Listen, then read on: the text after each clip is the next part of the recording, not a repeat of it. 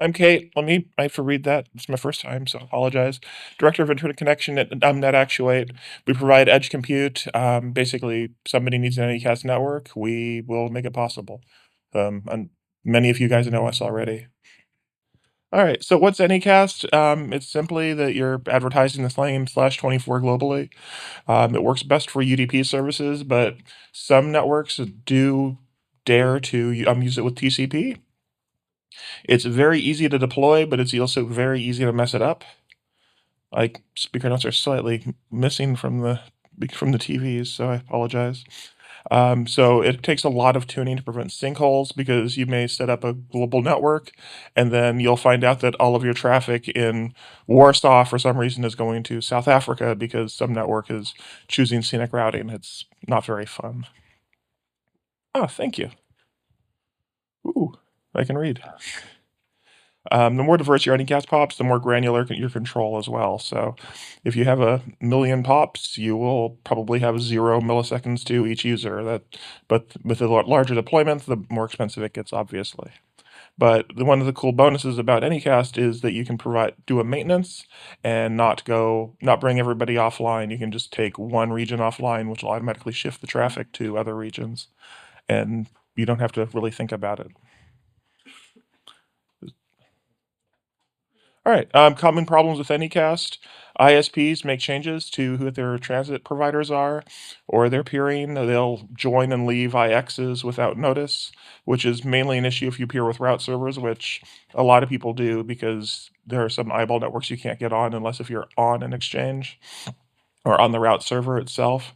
But you'll also have regional networks that are, you could have Comcast in the United States start peering openly in Frankfurt, which then causes all your traffic in the US to go to Frankfurt, which is not really desirable. And then sometimes you have customers who create their own performance issues because they will decide to augment their Anycast deployment by going with some new cheap provider in New Zealand, and then they have a problem that all of their traffic sinkholes to New Zealand, and they complain to you because it's your Anycast network. You broke it. What are you doing? How dare you? And so your NOC has to be aware of what's going on. They have to be able to figure it out. Sometimes everybody fails at it, and you have to ask the customer, "Did you do anything recently?" Because we don't see the traffic; it all disappeared. But what's going on?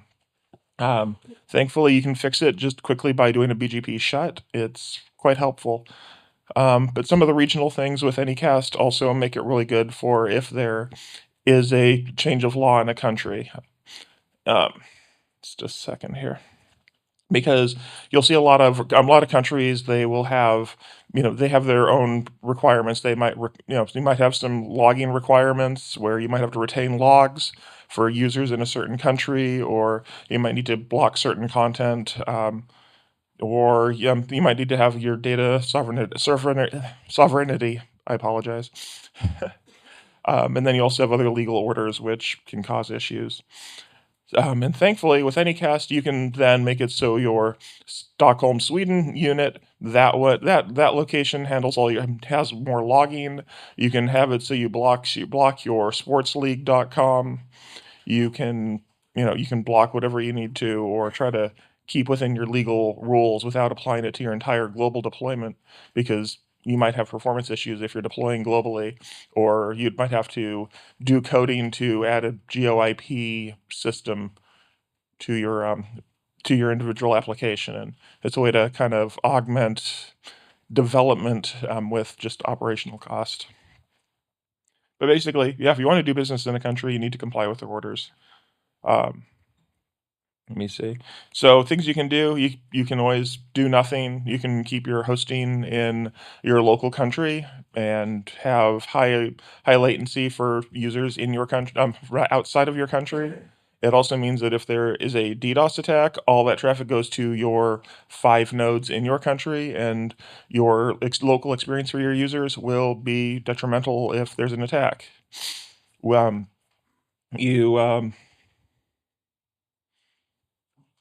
Yeah, you'll get a lot of legal notices, and you might end up with some filtering, depending on what the laws are in a country, to block whatever the IP address is or whatever, because you're obviously not doing anything. It's an easy way to do it. But then Anycast though allows you to comply with legal orders globally. With Anycast, you can just, oh, you can't do this in this country. You can shut it pretty simply. But if you're doing it globally, if you make a change, if you delete XYZ Sports League from your zone table globally, then you're going to affect everybody. But it might be useful to, well, for some reason, to have it in your local country because you don't believe in censorship or something. But as I was saying, you can ingest a GeoIP database with your stuff and have to deal with any of the false positives that may or may not be on that. I know my local GeoIP database says that I'm in Kansas. I'm not in Kansas. I don't want to be in Kansas. So I know that that can be wrong, and every time I fill out a correction, they put me back in Kansas after a little while. It's lovely. As I said, it also helps you comply yeah, you can do Anycast to comply with legal orders, as I said, in region. It makes it so all your users have low latency. Another great thing about Anycast is if you get a DDoS, it means that your servers outside of your region, assuming you're not a high DDoS sourcing region, will receive the attack. And so your local users can actually receive your traffic, and you can answer those queries, while people who aren't local and maybe you don't care about as much may be more impacted. Obviously, you care about all users, but... And then you can also comply with pen register orders. So basically, government attaches a device to your equipment and wants to read all of your data. I'd rather they read my Sweden data if they're from Sweden, if I'm legally required to, than having to put them, on a more global level, because, I. And also, if you're already locally in a country, they can't say you didn't do the best you could. And one of the other cool things with Anycast is you can also make it so if a user connects to you directly in Sweden, you can have actual edge compute in that location that accepts the queries and processes them locally instead of sending them back to outer Poughkeepsie and does them there. So that way you can give your customers low latency for DNS queries as well as actual data.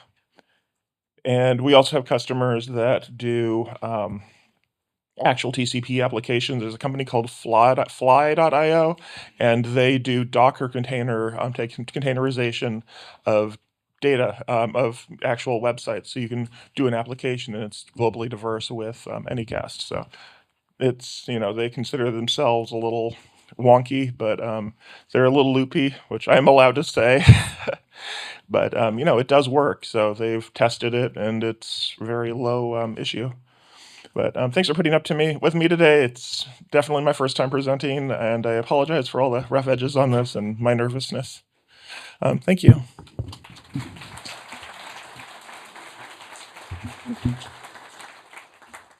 Thank you, Kate. Thank you, Marcelo. Oh, Questions? Thanks a lot for the talk. Rafael Smith, University of Twente. You raised a lot of very good points. I mean, I think there is a problem of how we define the border of what in Anycast region we are serving. My question to you is, you said we're going to implement something like with GeoIP, for example, for steering traffic, but how you plan to do this in practice? Because at the end of the day, BGP do not understand any GeoIP. So...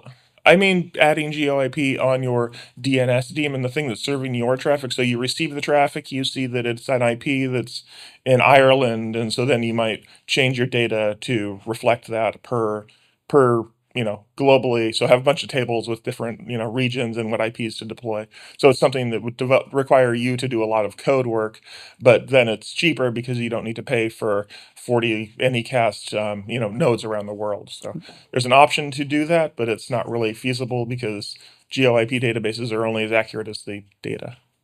Okay. Thanks a lot. Sure. Hi, John Todd with Quad 9. Hi. So you've listed a bunch of pain points, of course, that all of us Yeah. have experienced many times. I have one comment and one question. One comment is for steering. I'd ask everyone in the room to take a look at. There's a draft called EDSR, which essentially allows GeoIP steering for the initial discovery process of a Yeah. DNS resolving path. So it allows you to do an Anycast coordination and then redirect to a unicast endpoint. So in other words, directing people to go to unicast endpoints within their geographic bounds. So that's interesting. And then the question is, Anycast, love it and hate it, has a big problem, and that is that it draws traffic regardless of international boundaries. So one of our big issues is that it pulls, somewhere like Frankfurt, when we do Anycast, is pulling traffic from China.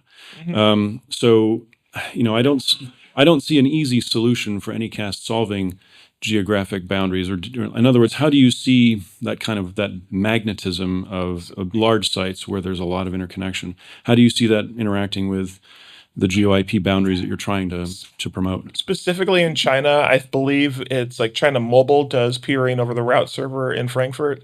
And sometimes you just have to say, no, I'm not going to peer with them, and make it so I have to go over some common transit that's closer to their borders.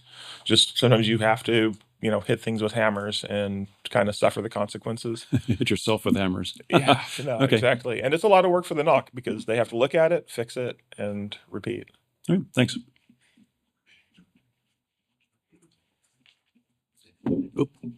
Hi there, Joe Apley, Cloudflare. It's all good. It's not really a comment about your presentation, but the IAB is planning a workshop in December on geolocation Oh, and discussing all the ways in which it's complete garbage yeah. and things that can be done to make it better. So if anybody's interested, maybe check that out. There was a call for submissions, which is now closed for papers, but I think the actual workshop is going to be open, Okay. at least for viewing, even if not speaking. Great. So. Look forward to it. Thank you.